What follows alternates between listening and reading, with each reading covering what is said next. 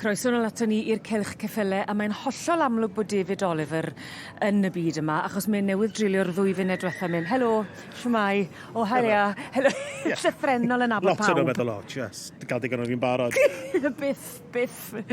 Ond i ni dal yn edrych ar yr Rhan-frid Cymreig, a tu cefen i ni nawr, mae'r swclod fydd yn eiddfedu dros 148 cm, a ti lli gweld yn barod yn dwyt yr eiddfedrwydd y taldra. Mae'n amlwg. Mae nhw'n teip gwbl wahanol, ydych chi'n gweld hynna o'r ambit sydd gennym ni, ac fi lot o waid wahanol yn rhain yn y dosbarth blaenorol. Mwy o ddylanwad y cobyn, fyddwch chi'n gweld dylanwad y ceffyl thoroughbred, y ceffyl chwaraeon yn rhain, ac hefyd rhai trymion hefyd. Dyn ni'n gweld, mae'n ambell i bod yna un yn fan hyn reit yn y cefn yma sydd â bach mwy o waid dylanwad y ceffyl drafft, to? Ac a dyna lle mae'r uchder yn dod ohono fo. Dwi'n cweith yn siŵr fydd o'n eiddfedu dros yr uchder yna, ond dyna fel mae'r arddangoswr wedi gweld o. A mae'r elfen o gynllunio yn dechrau'n gynnar, yn dywe? Yndi, o rhan y magu a pethau, dwi'n meddwl, fydd lot o bobl sy'n magu'r swclod yma eisiau cael gweld reit. Fe gen rhywbeth yn ei feddwl nhw, dwi eisiau magu rhywbeth ar gyfer pwrpas penodol, falle ydy o i hela neu i neidio neu i arddangos. Ac dwi'n meddwl o ran hynna wedyn bydden nhw'n dewis y math o geffyl a'r math o groes fydden nhw angen mewn ffordd.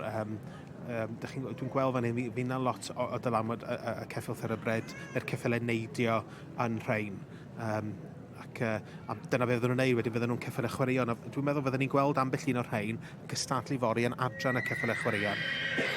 Felly, isafswm o 12.5% o wad Cymraeg sydd angen yn yr Rhan-frid Cymreig i fod yn weddus i gystadlu.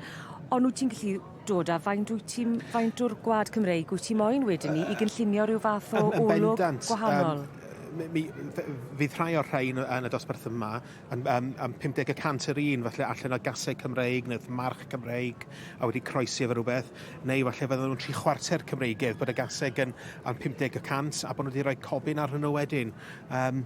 Ond mae o'n hollol dibynnol really, ar be mae'r rhai sy'n magu yn trio gael, beth ydy'r end product mewn ffordd. Mae yna dipyn o sôn ar hyd y blynydde wedi bod gyda'r adran y Rhan-frid Cymreig. Maen nhw moyn bod a cael eu cynnwys fel y 5ed adran, achos mae gyda ni'r adran A, B, C, D gyda'r bryd Cymraeg, ond maen nhw hefyd moyn cael eu cynnwys yn hynny. Beth yw dy feddyliau, neu beth yw meddyliau yn gyffredinol ym ni ti'n credu? I fod yn deg, mae'r rhai sy'n magu'r Rhan-frid Cymreig, maen nhw'n ifydd iawn mewn ffordd. Mae o'n rhan bwysig o beth ni'n gwneud fel bryd y Cymreig, ond i fi falle, dyn nhw ddim yn bryd pyr, a felly dyn nhw ddim falle yn deilwng o fod y 5ed adran, ond dwi'n meddwl bod ni ddim yn gallu anghofio pwy mor bwysig ydyn nhw fel adran, fel marchnad i ni yn y cymdeithas hefyd. Maen nhw'n holl bwysig ac mae'n gymaint o ceffylau a gwaed Cymreig yn nhw mynd mlaen i ennill ac yn stadlu ar lefel uchel iawn. A dwi'n meddwl dylen ni fel cymdeithas felly wneud mwy i hybu hynna.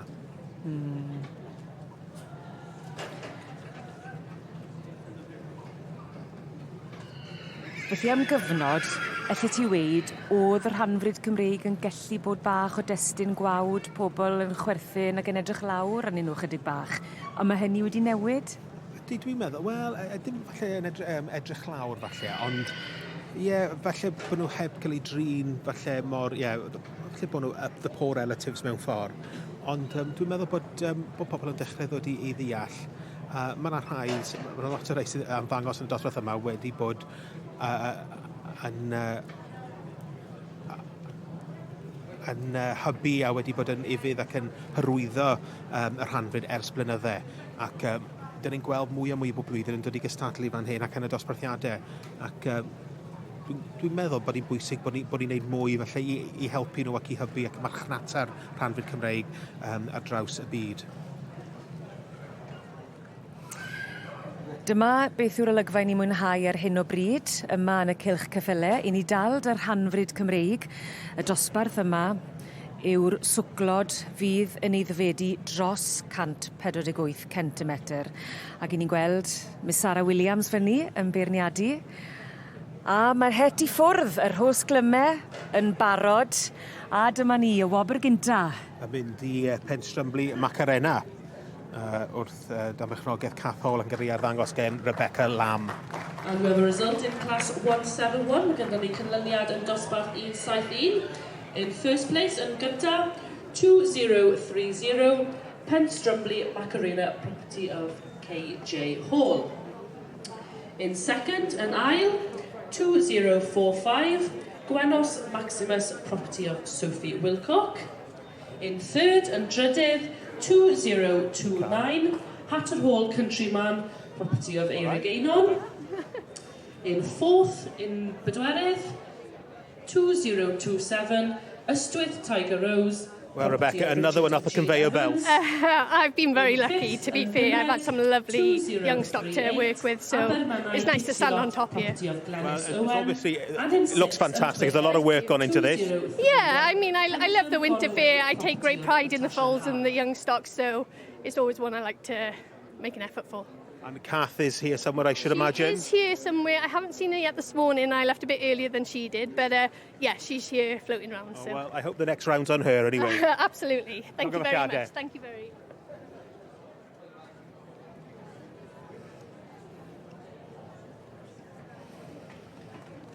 Give a round of applause, everyone, to the winner of class 171. Mae'r cynnwrf yn parhau yma yn y cylch ceffylau ac yn mynd ar wobr gynta i'r swclod dros 148 cm, llon gyfeched y gwresog i Penstrymli Macarena yn cael ei thywys gan Rebecca Lamb.